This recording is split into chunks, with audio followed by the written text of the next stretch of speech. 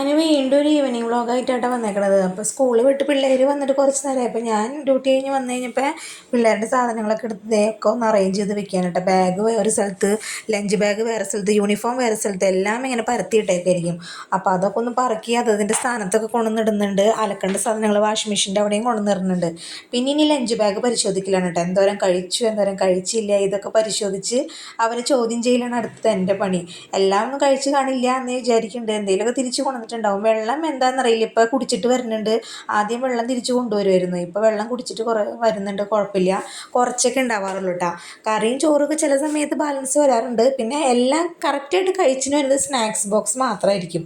അതിൻ്റെ ഉള്ള സാധനങ്ങളെല്ലാം ക്ലീൻ ആക്കിയിട്ടായിരിക്കും അവർ വരിക. അവർക്ക് ഏറ്റവും കൂടുതൽ ഇഷ്ടപ്പെടുന്ന സാധനമാണല്ലോ സ്നാക്സ് ആയിട്ട് കൊടുത്തു വിടുന്നത്. അപ്പോൾ അത് ഫില്ല് ചെയ്തിട്ടായിരിക്കും അവർ വരുള്ളൂ.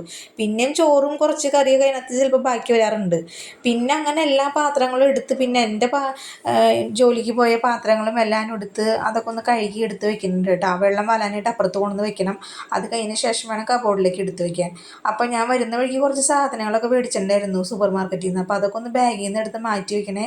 അപ്പോൾ പോപ്കോൺ ഒരു 5-6 പാക്കറ്റ് ഒരുമിച്ച് മേടിച്ചു. കാരണം എപ്പോഴും പോയി മേടിക്കണ്ടല്ലോ എന്ന് വെച്ചിട്ട് അത് ഒരുമിച്ച് കുറച്ച് കൂടുതൽ വാങ്ങിച്ചു വെച്ചിട്ട്. പിന്നെ ബ്രെഡ്, പിന്നെ സാമ്പ്രാണി, ചന്ദനത്തിരിയൊക്കെ കഴിഞ്ഞിരിക്കുകയായിരുന്നു. ഇപ്പോൾ തൽക്കാലത്തേക്ക് ചെറിയ പാക്കറ്റ് മേടിച്ചോളൂ, അല്ലെങ്കിൽ വലിയ പാക്കറ്റ് മേടിക്കാറുണ്ടായിരുന്നത്.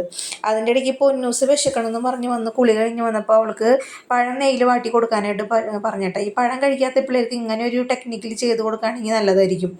ഇവിടെ പിള്ളേർക്ക് ഭയങ്കര ഇഷ്ടമാണ്. ചിലർ അതിനകത്ത് തേങ്ങയൊക്കെ ചിരകി ഇടുന്ന കാണാറുണ്ട്. ഇവിടെ അങ്ങനെയൊന്നും ചെയ്യാറില്ല. പഞ്ചസാരയും ഇടുന്നത് കാണാറുണ്ട്. അതും ഇവിടെ പിള്ളേർക്ക് ഇഷ്ടാവാറില്ല. ഇവർക്ക് ചുമ്മാ നല്ല പഴുത്ത പഴം നെയ്യിൽ വാട്ടി കൊടുക്കുമ്പോൾ അതിൻ്റെ ടേസ്റ്റ് നല്ല ടേസ്റ്റാണ്. നമുക്ക് വലിയവർക്കും കഴിക്കാൻ നല്ലതാണ്. ഞാനിടയ്ക്ക് കഴിക്കാറുണ്ട് കേട്ടോ. അപ്പം അങ്ങനെ അത് കൊടുത്ത ഒരാളവിടെ പറഞ്ഞു വിട്ടിട്ടുണ്ട്. ഇനി രണ്ടാമത്തെ ആൾക്കുള്ളത് ഉണ്ടാക്കി കൊടുക്കണം. അപ്പോൾ അത് അവൾക്ക് പാലും ഇതെടുത്ത് കൊടുത്തിട്ടുണ്ട് കേട്ടോ. അപ്പോൾ അതിൻ്റെ ഇടയിൽ പിന്നെ ചന്ദനത്തിരി സാമ്പ്രാണി ഒന്ന് കത്തിച്ച് വയ്ക്കാമെന്ന് വിചാരിച്ചു. സമയം 6 മണി കഴിഞ്ഞിരുന്നു. അങ്ങനെ രൂപത്തിൻ്റെ അവിടെ ചന്ദനത്തിരി സാമ്പ്രാണി കത്തിച്ച് വെച്ചിട്ടുണ്ട് കേട്ടോ. എല്ലാവർക്കും എൻ്റെ ഈവനിങ് വീഡിയോ ഇഷ്ടമാണെന്ന് പറഞ്ഞതുകൊണ്ടാണ് വീണ്ടും അത് ഇടണത്. അപ്പോൾ കണ്ടിട്ട് സപ്പോർട്ട് ചെയ്തോളൂ കേട്ടോ.